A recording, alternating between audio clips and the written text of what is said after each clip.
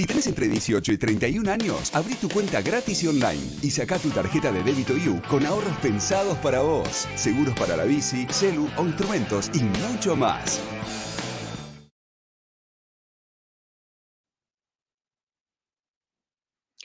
Muy buenas tardes a todos, buenas tardes, buenos días, según en la zona en la que estén.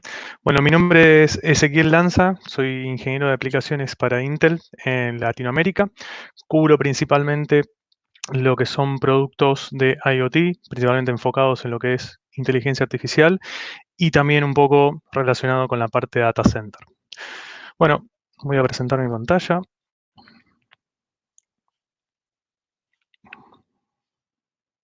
Muy bien. Bueno, básicamente de lo que hoy les quiero contar es un poco de qué es lo que la inteligencia artificial o cómo se puede utilizar la inteligencia artificial para sacar mayores provechos, cómo está evolucionando, cuáles serían esos desafíos que nos estamos encontrando hoy con la inteligencia artificial y un poco qué hace Intel, por supuesto, para todo eso y cuáles son los límites a donde se empiezan a perder un poco entre la inteligencia artificial y los humanos.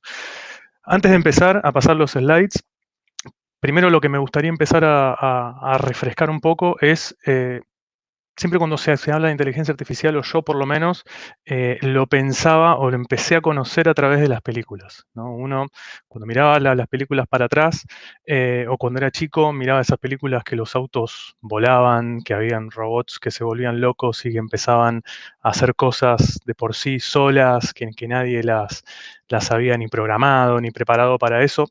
Entonces, eso me empezó a meter un poco en este mundo, pero principalmente como para entender a ver cómo es que funcionaba todo eso, ¿no? Y lo muy interesante cuando empezamos a ver el camino de las películas o cómo estaban hechas esas películas hace 20, 30, 40, 60 años, desde que se imaginaba que un robot podía tener una conversación fluida con un ser humano, hasta un auto volador, hasta un robot, bueno, etcétera. Hay un montón de casos puntuales. Ustedes ahí, si quieren, empiecen a escribirlas en los comentarios. Pero un poco de lo gracioso de todo esto, o lo bueno, es que todo eso se empezó a pensar con la tecnología que había en ese momento. Digamos, nosotros empezamos a pensar siempre en inteligencia artificial, pensamos el futuro con la inteligencia que tenemos en ese momento. Y la realidad es que muchas veces puede ser que esté disponible, puede ser que sea impracticable, pero seguramente la tecnología que vaya a revolucionar el futuro es muy probable que no exista hoy en día.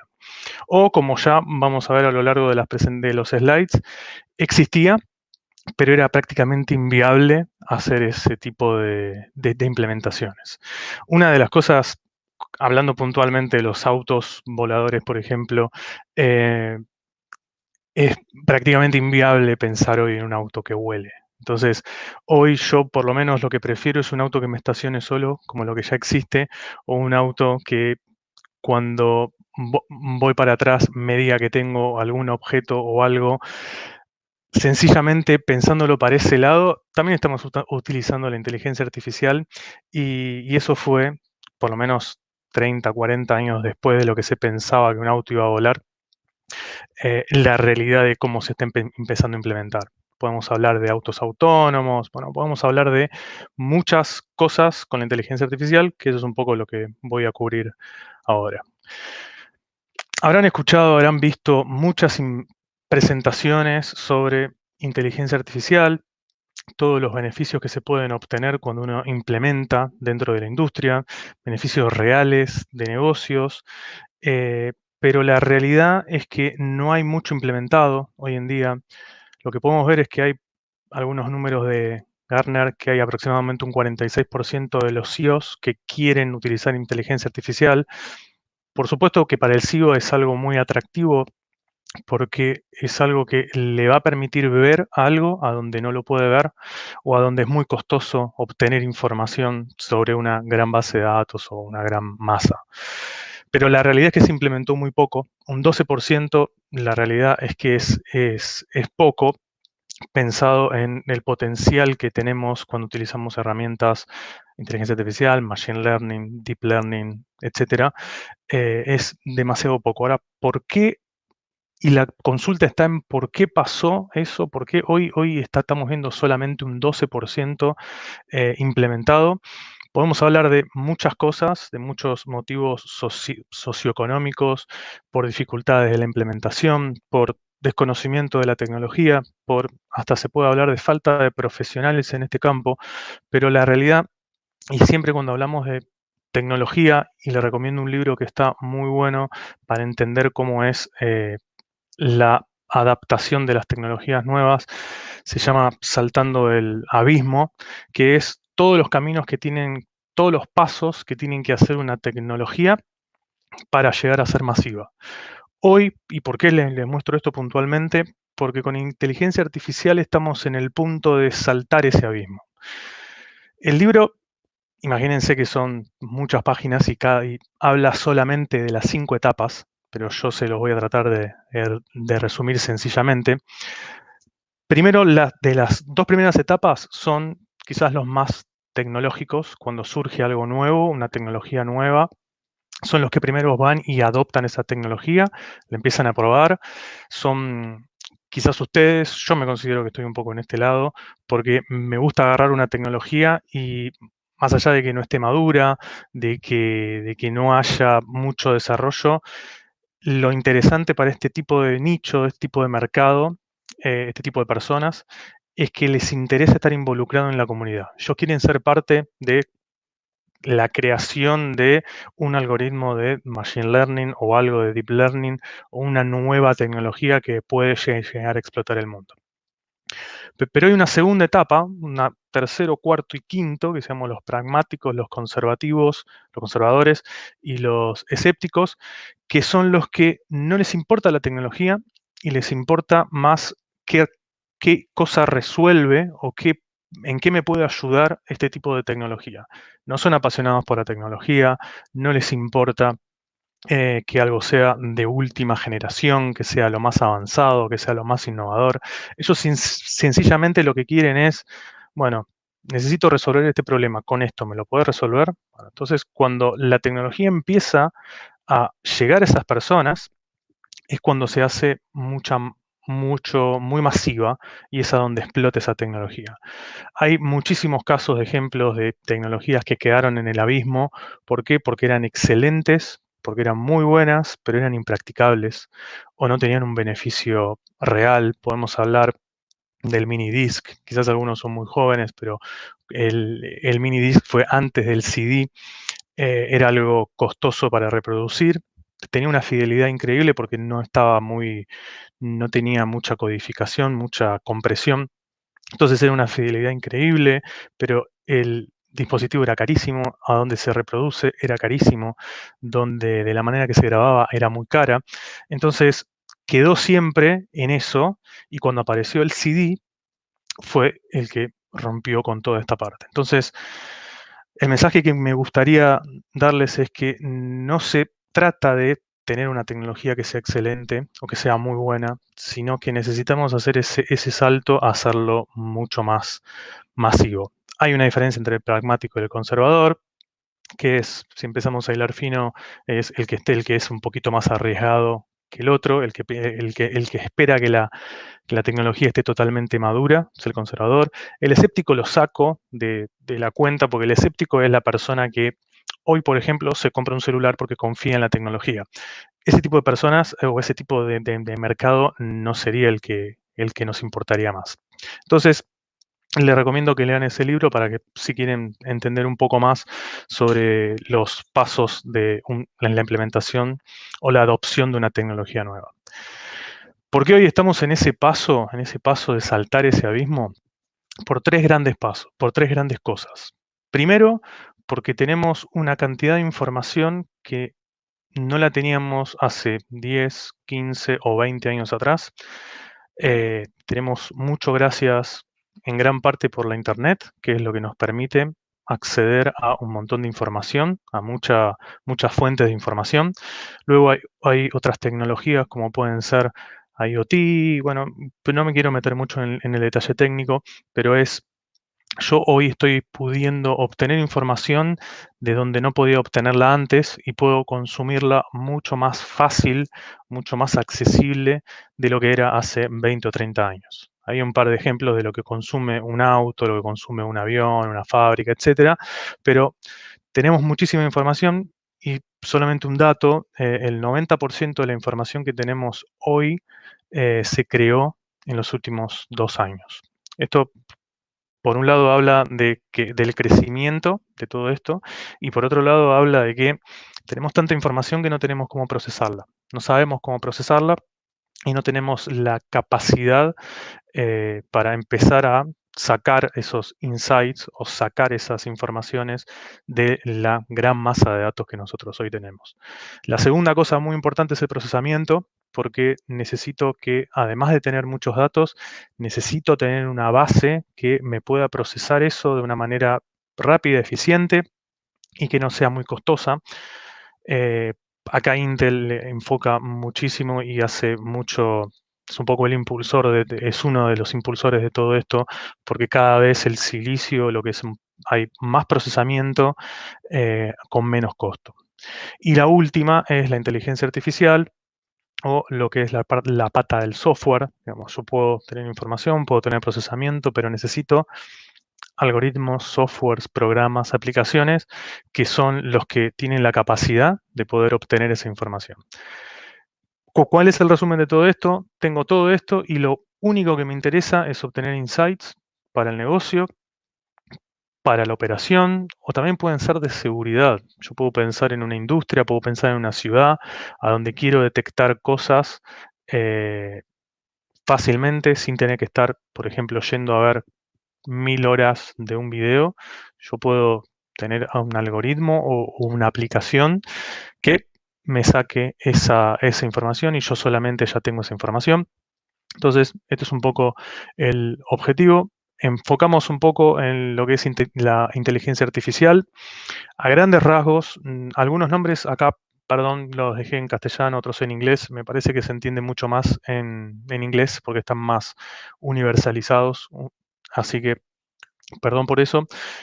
No quiero entrar en el puntual de cada uno, pero sí me gustaría explicar cuál es la diferencia. Cuando hablamos de inteligencia artificial, hay muchos conceptos y la verdad que el concepto está cada vez va mutando o va adaptándose a las necesidades o al avance de la tecnología, de la utilización.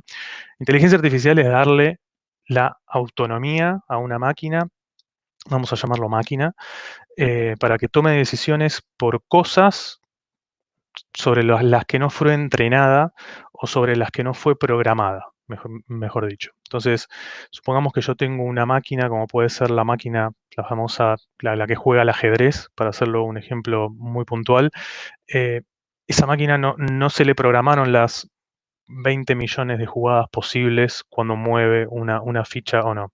Esa máquina fue aprendiendo con la experiencia cuál es el mejor movimiento en base al movimiento que me hace el oponente. Entonces, conceptualmente, cuando estamos hablando de inteligencia artificial, estamos hablando de eso, de una máquina o de algo que lo pueda hacer por sí solo sin que haya sido programado previamente. Dentro del gran paraguas que es inteligencia artificial, tenemos dos conceptos que es Machine Learning y Deep Learning. Básicamente de lo que dependen es sobre qué tipo de información está trabajando. Cuando hablamos de Machine Learning estamos hablando de grandes bases de datos o eh, grandes bases de datos o grandes cúmulos de información donde se me hace muy difícil poder obtener información. Entonces hay múltiples técnicas, como pueden ser clasificación o clustering, que lo que permite es, yo quiero segmentar una línea de clientes, quiero segmentar los clientes por comportamiento parecidos o por comportamientos similares. Bueno, tengo un algoritmo que me lo hace, por ejemplo, automáticamente y que toma todas esas variables, las toma en cuenta y me empieza a segmentar a los clientes en determinados, por comportamientos parecidos. Deep Learning está más orientado a lo que es imágenes, procesamiento de voz. Cuando ustedes hablan con un asistente de voz, tiene un algoritmo de deep learning adentro. Básicamente y sencillamente esto se comporta como el cerebro humano. Después hay un slide donde explico un poquito más claro esto o más en detalle, pero básicamente el concepto que quería dejarles es que tenemos un gran paraguas que es la inteligencia artificial y que adentro de ese gran paraguas podemos utilizarla de varias maneras para obtener el objetivo final que siempre son ideas. Piénsenlo desde, puede ser una caja negra para a nivel el usuario, ese 46% que decía al principio que estaba preocupado o que quería empezar a implementar inteligencia artificial, es una caja negra. Es esta caja negra donde tengo información, hago algo en el medio y obtengo ideas de negocio. Es decir, qué tengo que hacer yo en mi negocio para modificar esto, cuál puede ser la predicción según determinada cosa que yo modifique o determinado ítem que yo modifique en mi negocio, cómo va a ser el impacto operacional para un robot, por ejemplo, pero piénsenlo como que está avanzada y está muy madura esta tecnología para que se empiece a utilizar en el día de hoy. Un poco en el detalle de lo que es Deep Learning y por qué lo presento con detalle para después hablar un poco más de qué hace Intel. Cuando hablamos puntualmente de Deep Learning, estamos hablando de una tecnología o estamos hablando de una metodología que aprende como aprende el cerebro humano. ¿Cómo aprende el cerebro humano? No tengo idea. Y los que trabajamos con Deep Learning tampoco tenemos idea cómo aprenden estos algoritmos. Lo que sí tenemos son determinadas redes neuronales que, como muestra ahí en la imagen, tenemos dos grandes etapas. Una etapa es la etapa de entrenamiento, es decir, cómo aprende uno cuando es un bebé a identificar un auto, viendo muchos autos, viendo distintos colores, distintos tamaños, distintos modelos, distintas marcas, etcétera. Entonces, si yo tengo una red neuronal que es, pensémoslo como un código, que yo la alimento con miles de fotos de automóviles, luego, cuando ya tengo ese código que sé que aprendió, que se adaptó, voy a agarrar ese código, lo voy a pasar a la parte que se llama inferencia, que es cuando yo tengo ya el código preparado, le muestro una imagen de un auto que no vio previamente y verifico si esa red me puede identificar correctamente lo que es el auto o para lo que yo entrené esa red. Si eso funciona bien, tiene un porcentaje alto de precisión y ahí es a donde se empieza a jugar un poco con qué tan preciso es mi algoritmo o qué tan preciso puede dejar de ser mi algoritmo. ¿Por qué expliqué esto? Porque cuando hablamos de entrenamiento, se pueden imaginar que el entrenamiento de una red neuronal, cuando estoy buscando algo sobre una imagen, esto piénsenlo siempre para imágenes, hoy en día con el COVID se pueden implementar muchísimas cosas sobre una imagen, detectar un tapabocas, detectar distanciamiento entre personas, bueno, etcétera. Hay muchas cosas que se pueden llegar a determinar. Entonces, cuando estoy entrenando esa red, no me interesa tanto el tiempo real, el real time. ¿Por qué? Porque yo la estoy reentrenando offline, la puedo reentrenar una vez cada 2 meses, cada 3 meses, cada 6 meses, o puedo no reentrenarla, pero es algo que se puede hacer offline. ¿Necesito mucho poder de cómputo? Puede ser. Que se me haga en un mes o que se me haga en 15 días un entrenamiento, puede ser importante. Pero lo más importante está en la inferencia, porque la inferencia es el tiempo real. Es ese algoritmo que detecta algo, yo lo puedo colocar, por ejemplo, en un robot, y el robot, cuando está moviendo su brazo mecánico que tiene una cámara, vamos a suponer que tiene una cámara en su límite, cuando esa cámara detecta que hay una persona, en tiempo real tiene que frenar el movimiento. Entonces eso lo tiene que hacer el mismo brazo, el mismo robot, en tiempo real. Imagínense si yo envío eso, por ejemplo, a una nube, o si yo le envío a un centro de cómputo que está lejos de donde está ese robot, puedo llegar a demorar mucho tiempo entre que envío ese video, entre que lo proceso, entre que saco que lo que tengo es un brazo y le tengo que mandar esa orden al robot para que no mate a esa persona. Entonces bueno, mate fue un poco fuerte, pero es un poco por qué es para Intel y por qué cuando se implementan este tipo de soluciones es muy importante el tiempo real y la inferencia, particularmente hablando. Cuando estamos hablando, entonces, para resumir un poco de todo lo que les comentaba, eh, vamos a ver en casos prácticos cómo es que se puede utilizar. Eh, tenemos tres grandes familias. Una es, si yo, por ejemplo, supongamos que tengo una industria y necesito saber cuántos productos tengo que fabricar en un mes. Bueno, esto básicamente lo puedo hacer con cualquier herramienta de BI o haciendo análisis sobre el histórico. Puedo agarrar la oferta históricamente que tuve, compararla con la demanda y puedo decir, bueno, este mes necesito hacer 10.000 piezas, como dice ahí el ejemplo. Otro puede ser ya ir un poquito más allá y hacer una predicción de cuál sería el rendimiento de la producción.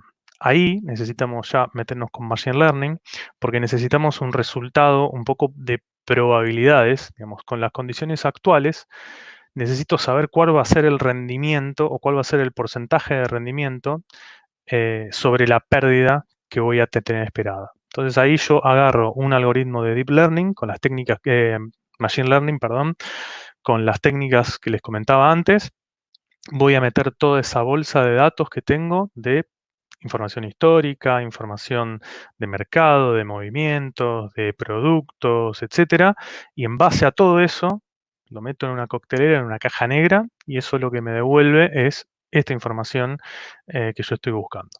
Y por último, que es muy importante cuando hablamos, por un lado, de mantenimiento predictivo, y por otro lado, acá empezamos a quizás a cambiar un poco el paradigma de identificar qué productos tienen defectos visuales. Esto es un ejemplo ilustrativo de una industria o una fábrica para que lo puedan ver, pero esta última parte, cuando hablamos de los defectos visuales, es un algoritmo de Deep Learning que es capaz, son algoritmos de Deep Learning que son capaces de, en una línea de producción, yo tengo una imagen, una cámara que está viendo la calidad de los productos. Cuando encuentra algo que el algoritmo sabe que es una falla, me lo marca como producto defectuoso o producto fallado.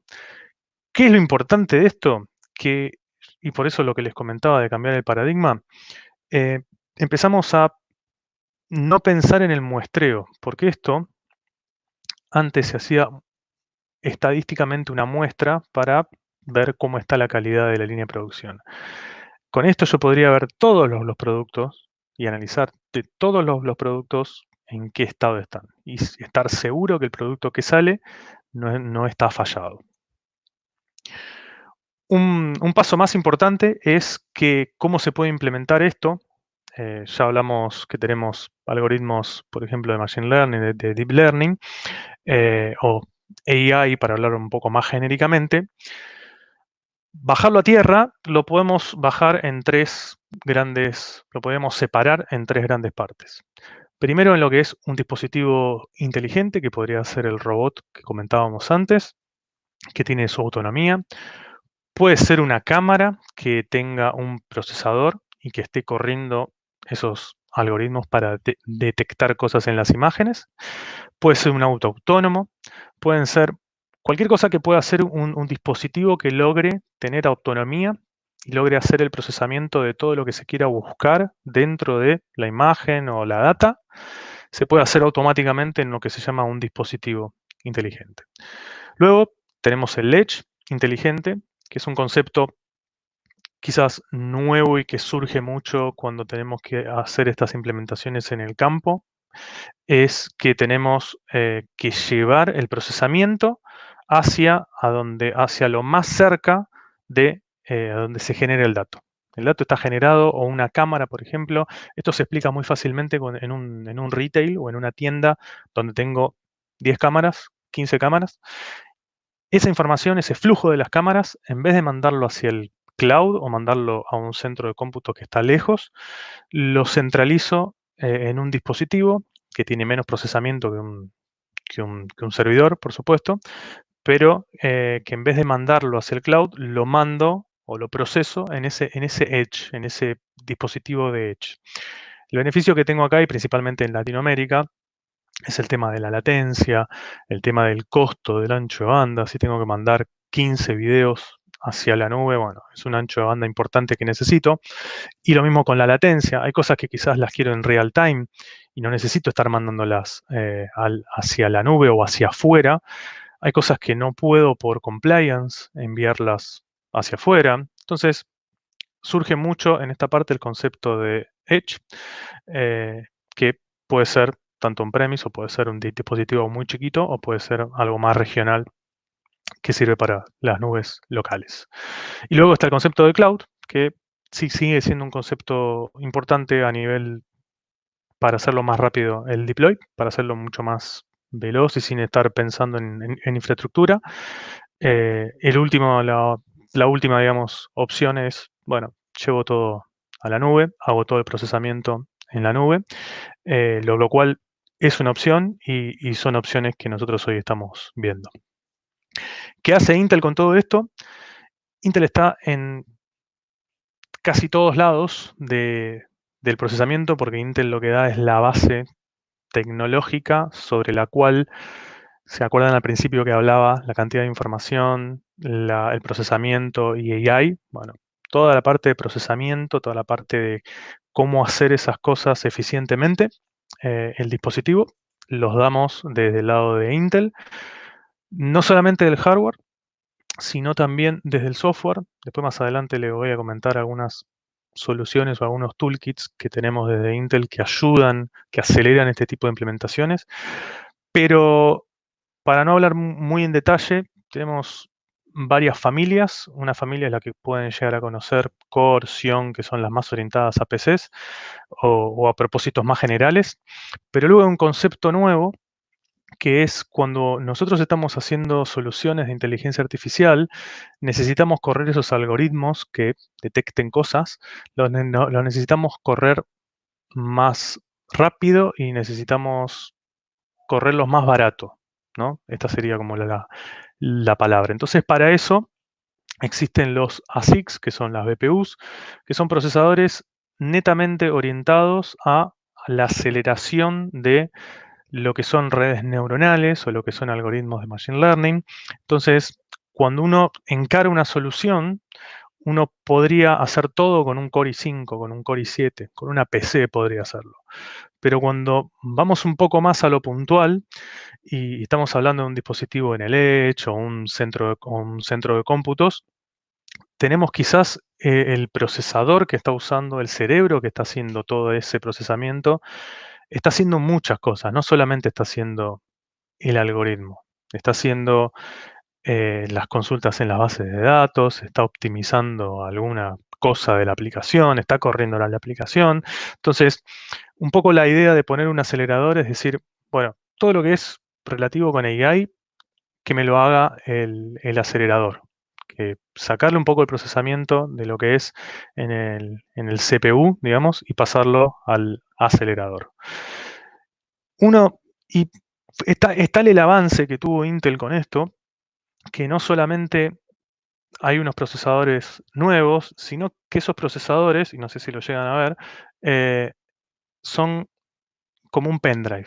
Digamos, yo lo que tengo es un pendrive que lo puedo conectar a mi PC, lo puedo conectar a cualquier dispositivo y lo que puedo hacer es correr algún algoritmo de deep learning dentro de ese pendrive.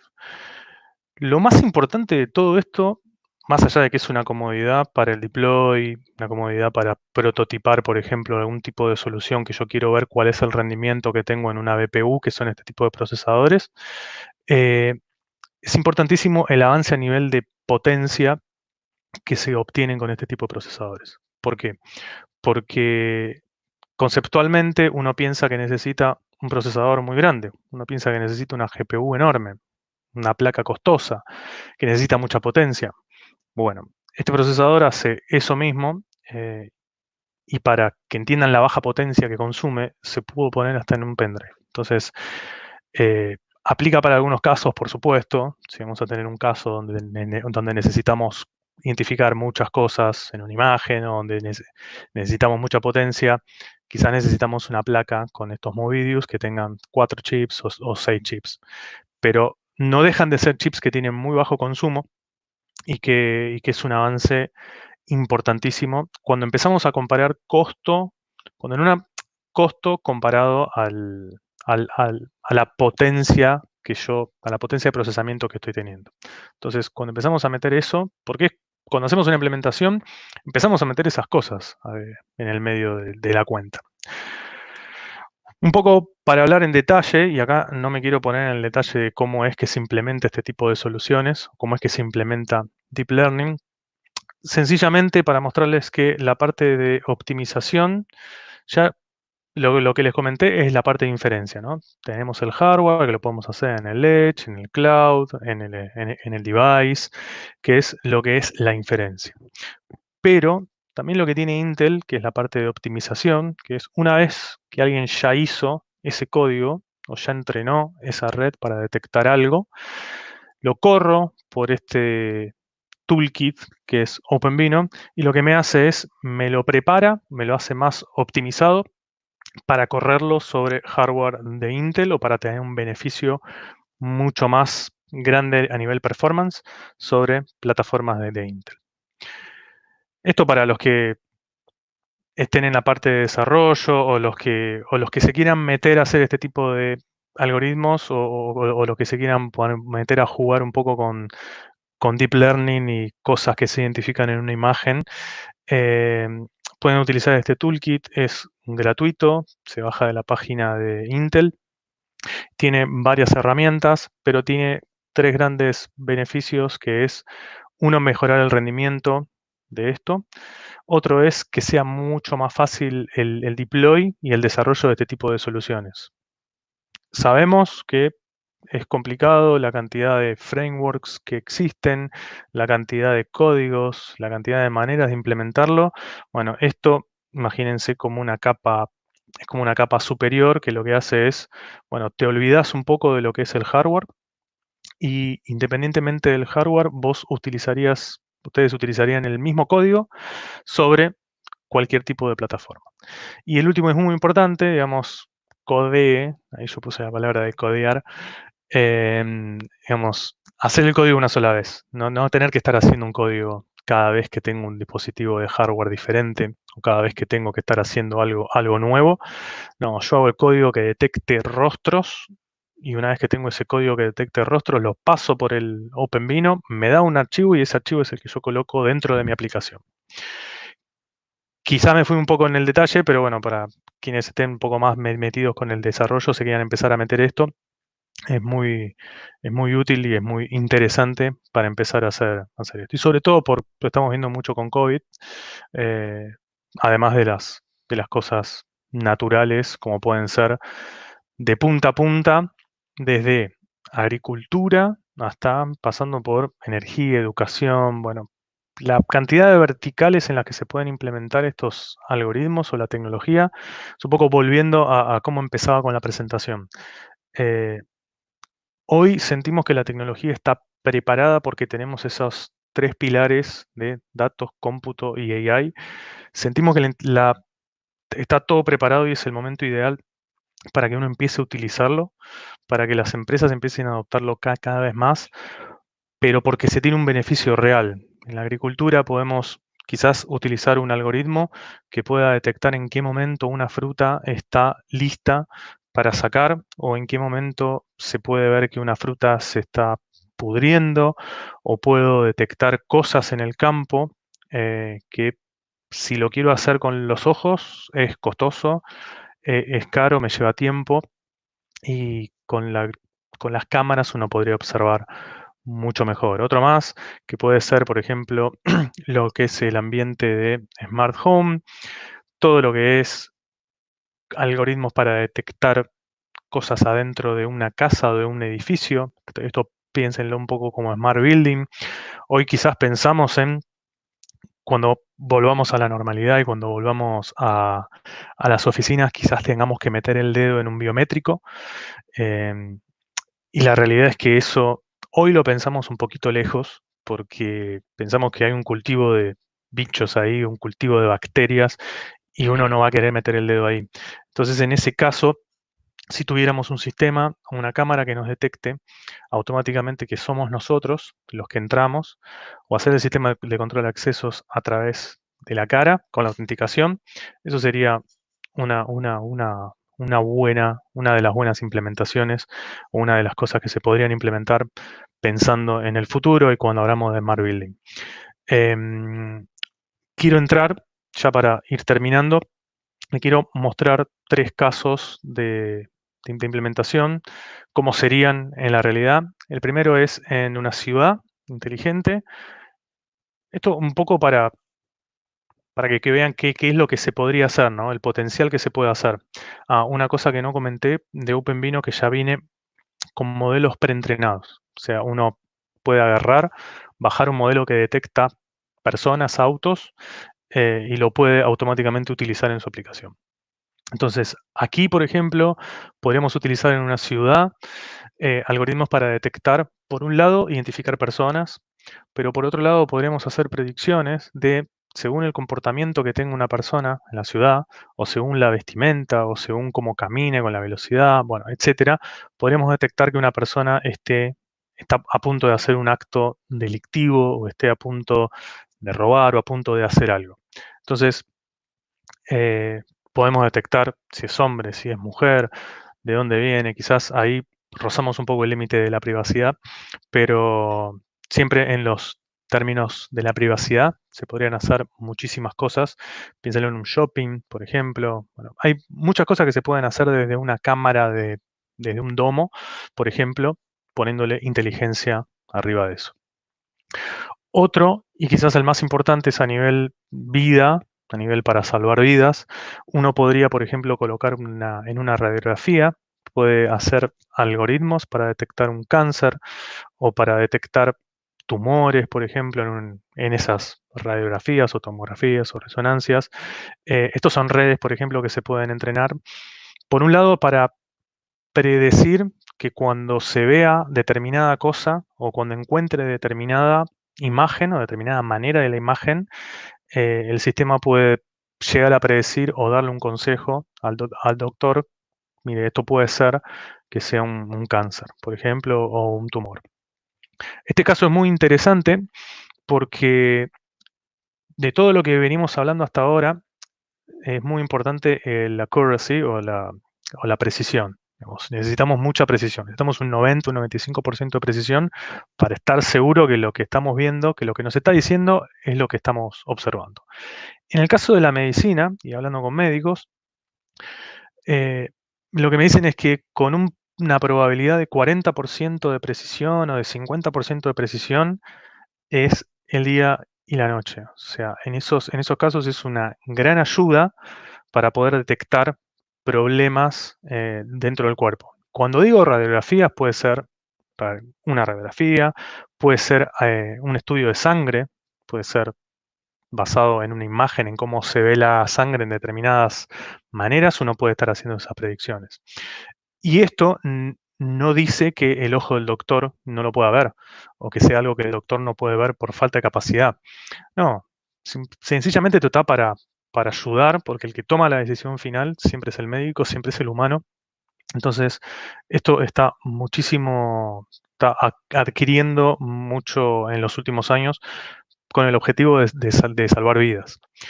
Por último, el caso industrial, a donde tenemos que, como les comentaba antes, si necesitamos una línea de producción, necesitamos que los productos salgan mejor y salgan de una manera que nosotros estamos buscando. Con algoritmos que pueden detectar eso, lo podemos encontrar. Y acá les quiero mostrar un video que sería un retail, cómo sería el comportamiento de un retail. Digamos, imaginemos que podemos identificar cuál es el comportamiento de esa persona, podemos identificar las zonas, los mapas de calor que hay adentro de una tienda. Esto sirve mucho para identificar qué tan cerca está un cliente de un producto, qué tan bien puestos están los productos en una tienda. Si yo tengo a una persona que entra siempre o veo que las personas van siempre para un lugar de la tienda, me permite a mí poder pensar y decir, bueno, si quiero vender un producto nuevo, seguramente lo pondré por ese lado.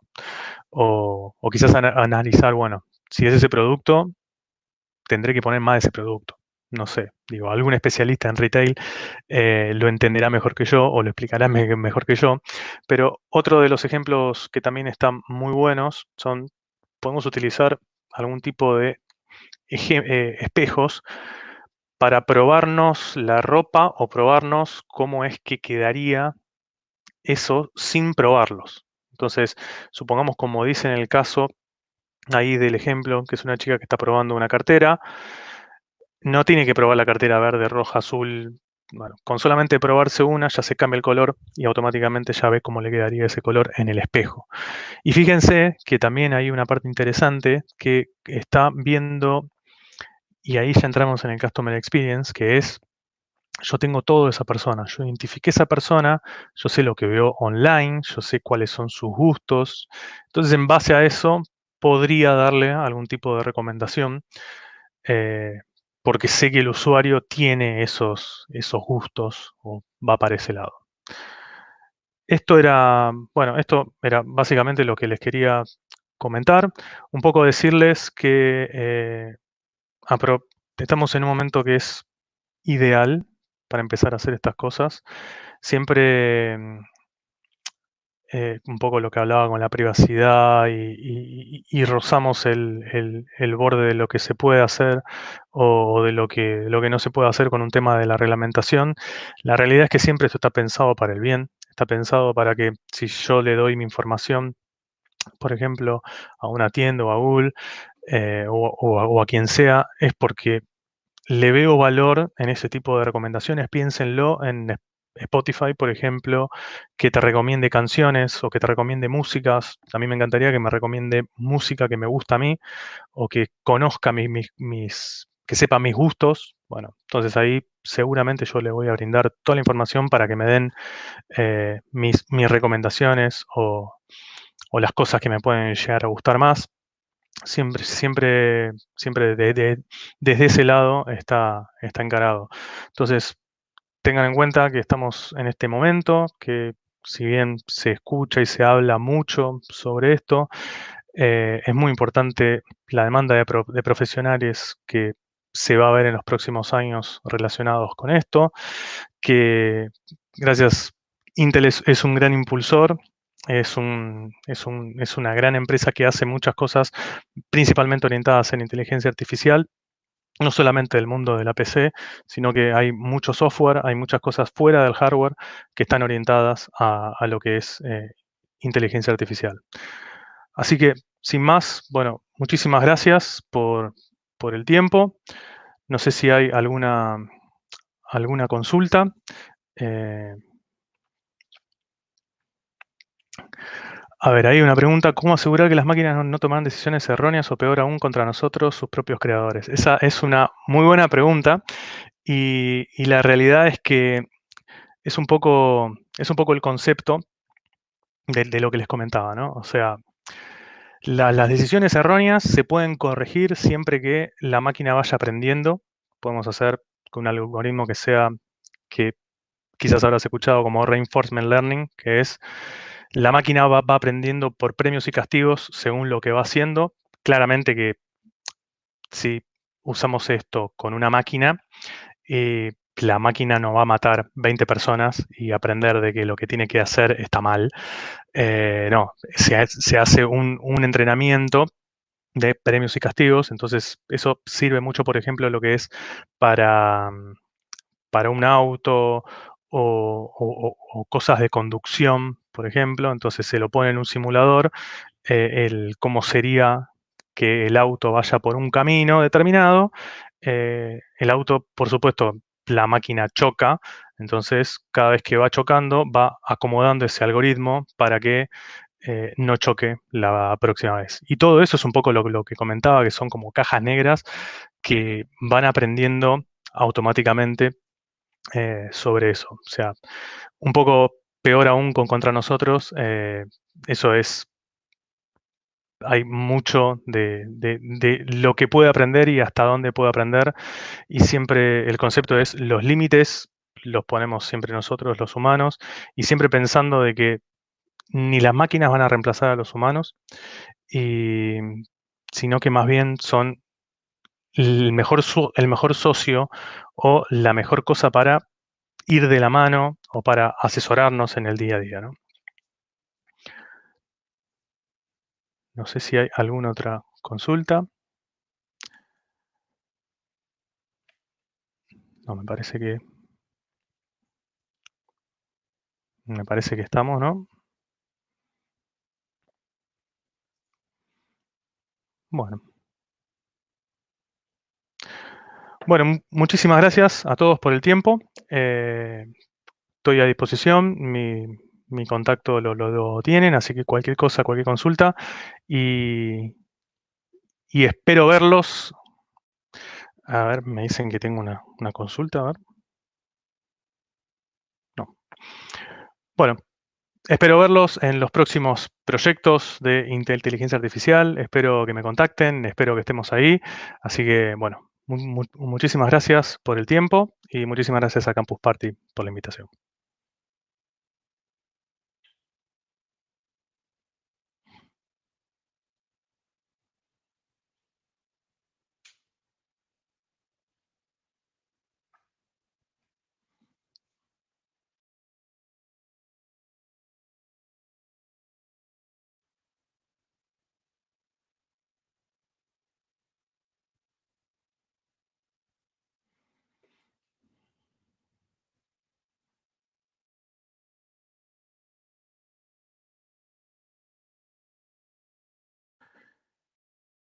Vuelvo.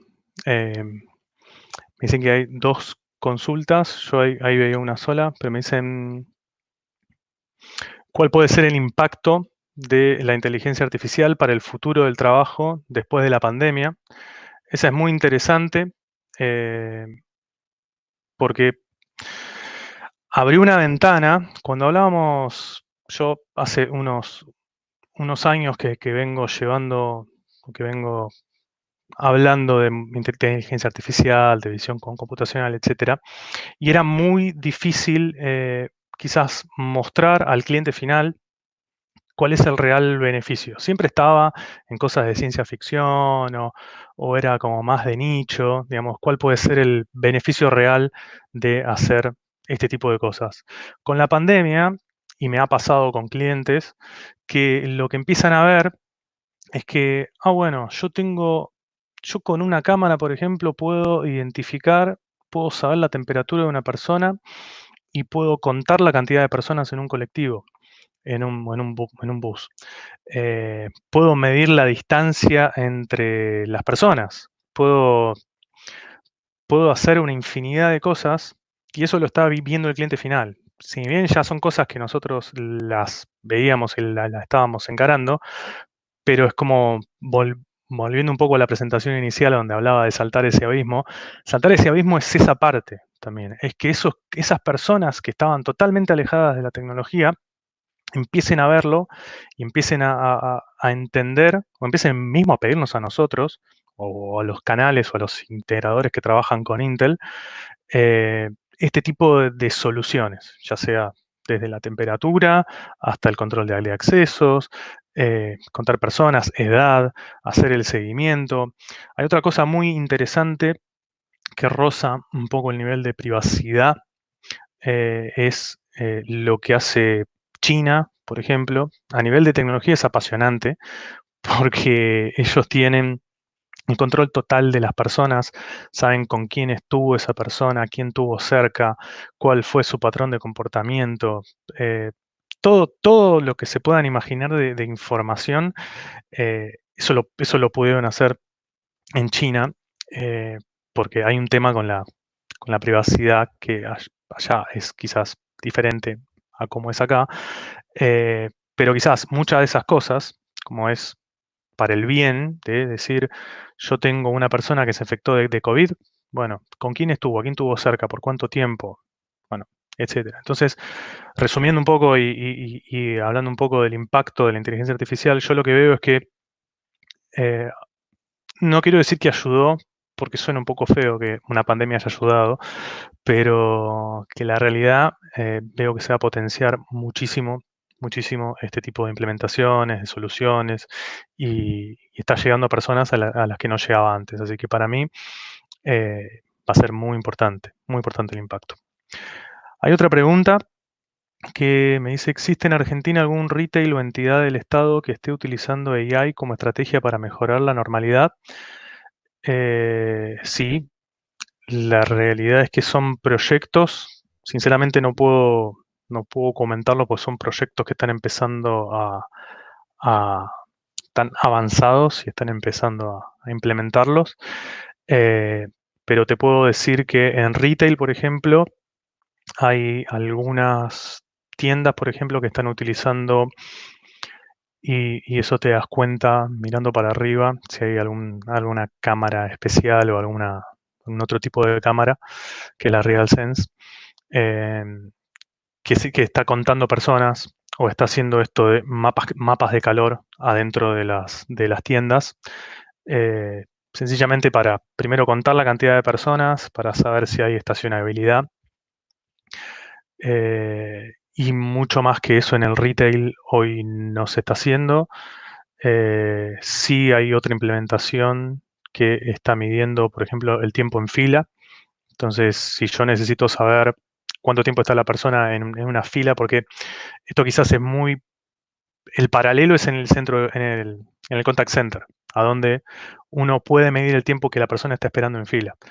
Pero cuando uno lo tiene en tiempo real, en una cola o en una fila, esperando para pagar o esperando para que lo atiendan, bueno, ese tiempo, con cámaras y con algoritmos, se pueden medir cuál fue el tiempo máximo de espera, cuál fue la cantidad de personas que se espera en máximo tiempo.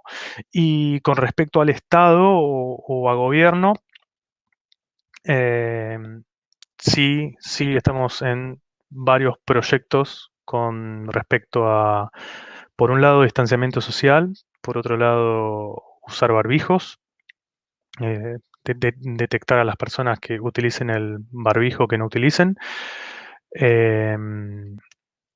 Y esas dos son las cosas principales, sí, quizás en colectivos también.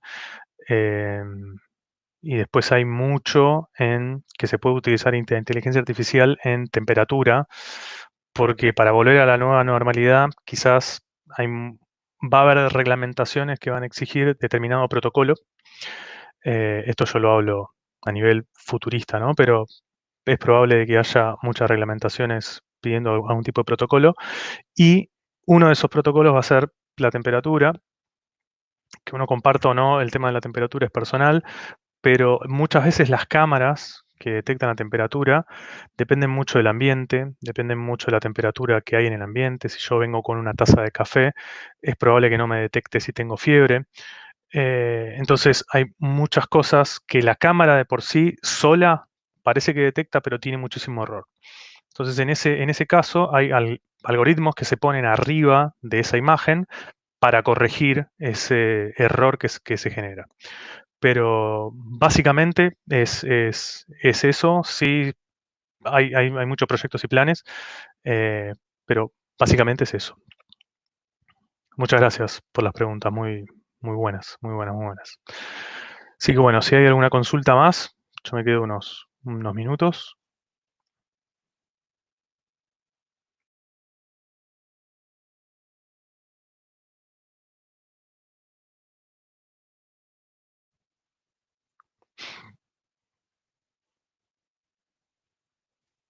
Bien, genial. Bueno, ahora sí cierro formalmente. Bueno, muchísimas gracias a Campus Party, a ustedes por el tiempo, por las preguntas. Y ahora sí, otra vez, espero verlos en los proyectos de inteligencia artificial. Muchísimas gracias.